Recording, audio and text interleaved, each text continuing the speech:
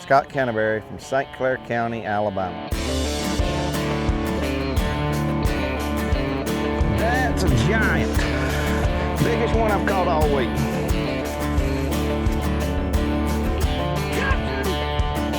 That's what we're talking about. Growing up, I've got tons of childhood memories of fishing. We had a stick steer and a little aluminum boat, and my dad had a little Datsun truck, and I couldn't have been but 5 years old or 6 or something, and on my birthday, he hooks a really big fish and he's fighting it, and he's wanting me to get the net, and I run up with a little sand crab net and the fish won't fit in it, you know. Memories like that just last a lifetime. My whole family, that's all, they fished their whole lives, and you know, that's what we talked about growing up is we'd see fish on the wall mounted that people had caught, or you know, we'd have big fish fries at my uncle's house, and you know, my dad took me a lot, and my uncle as well, my mom's brother, my Uncle Clyde took me. Those two people were probably the most inspirational that got me into it. And then to the outdoors in general, I mean, you know, hunting and fishing, they were the ones that spent their time with me.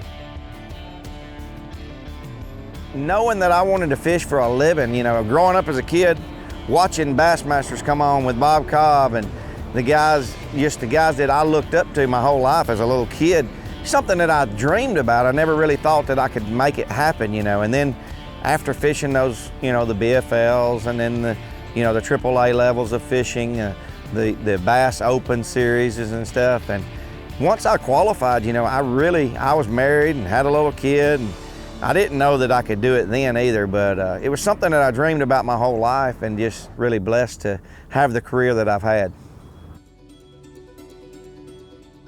Being away from your family, that was the hardest thing, transitioning from fishing local tournaments to fishing professionally or AAA was the time away from your family, you know, the travel expenses and the time away.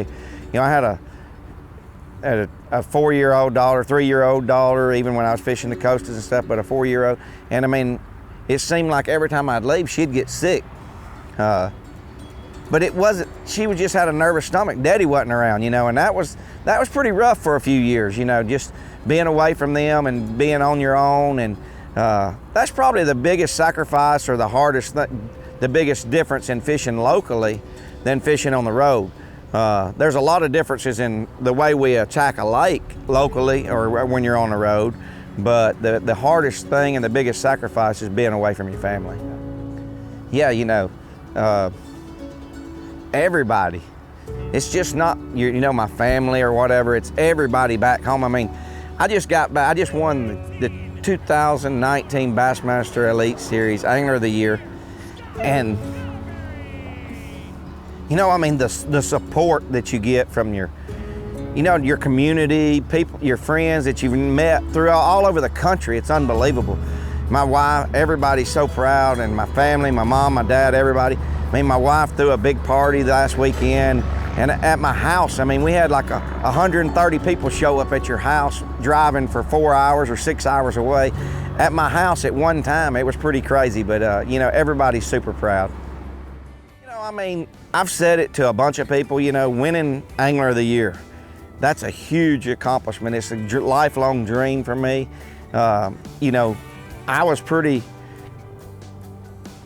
set, you know, and I was good with, you know, just having a decent career and a good career, longevity, and that's a big thing, being out here and being consistent and staying out here for a long time. It's a tough sport and it's hard to make it, but I think I've done a good job at that. But you know, that's something that even back when I fished the Tuesday nighters and at Logan Martin Lake, or you know, in my bass club, we had a tournament once a month, or it's on your local lakes, or that, you know, the Tuesday nighters, or whether you're fishing the BFLs, I've won the points in the BFLs, or whether you're fishing that AAA level.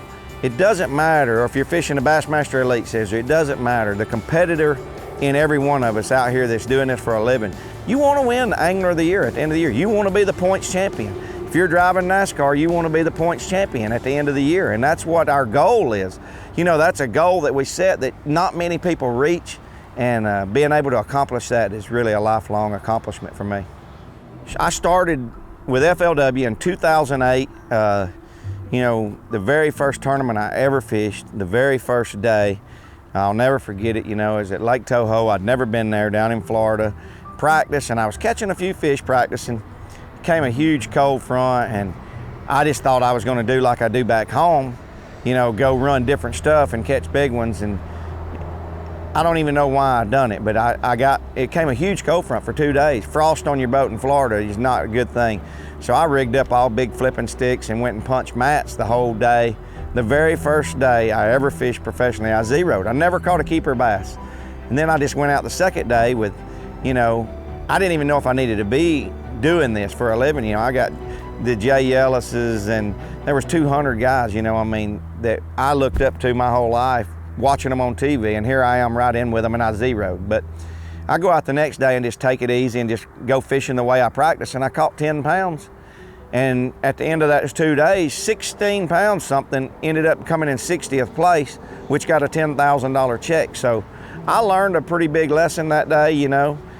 Moved on to the next tournament, and it was in Alabama, and I'd fished there a lot, and it was on Smith Lake. And you know, a lot of people's heard the story, but my wife, the second day of practice, called me like 40 times. And when I come out of Rock Creek, I'd been in there all day with no service. I come out of Rock Creek and I see all these missed calls, and I think something's wrong. So I call her, and she's all upset. She had been diagnosed with cancer that day.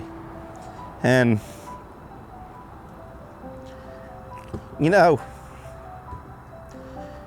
I really didn't know what to do. I mean, I just had a bad tournament before that. So I went home. I practiced a little bit the next morning. I went home. I didn't practice the last day of practice.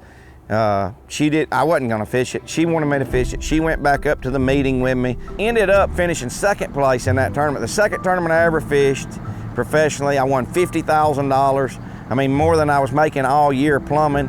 Then we go 2 weeks later, she's got surgery scheduled for her cancer, and I'm at North Carolina and Lake Norman. I'd never been there in my life, and I'm leading that tournament after a day, and I ended up finishing third. I won another $40,000. So, you know, I mean, I pretty much knew I was doing what I needed to be doing at that time. But, you know, we do have obstacles to overcome, and that was pretty much an emotional roller coaster my whole first year of fishing. But you have your lows and then you have your highs, and it's just amazing how it worked out. So it was the good times that got our mind off of the bad times. You know, I hope to have a long career. You know, I mean, I love fishing. I love being out here. I mean, I've got FLW wins. I've got wins at almost every level, but I don't have one of those blue trophies, one of those elite Bassmaster Elite Series trophies. I sure would like to have one of them. And you know, everybody that's ever fished a tournament or kept up with any bass fishing at all wants one of those classic trophies. Not the hardest to get. I just got the hardest one to get. But the biggest one there is that Bassmaster Classic trophy. And I've got a little empty space in the trophy case for that one.